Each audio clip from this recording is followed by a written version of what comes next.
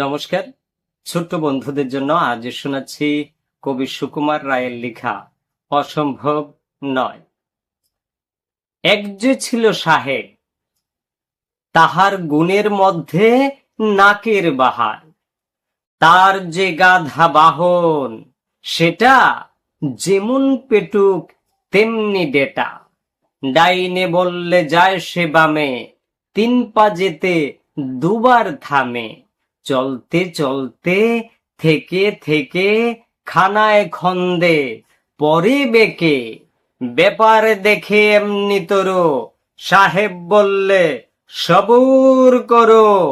মান্দুবাজি আমার কাছে, এরু গেরু ঔষধ আছে।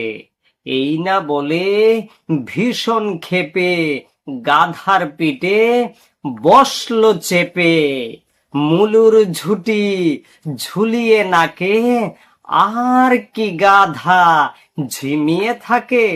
মুলুর গন্ধে টগবগিয়ে দৌড়ে চলে লম্ফ দিয়ে। যতই ছোট ধরব বলে, ততই মূলো এগিয়ে চলে। খাবার লোভে উদাস প্রাণে, কেবল ছুটে মুলুর টানে। ডাইনে বায়ে মুলুর তালে, ফেরেন গাধা নাকের চালে।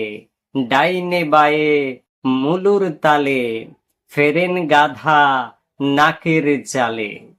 নমস্কার।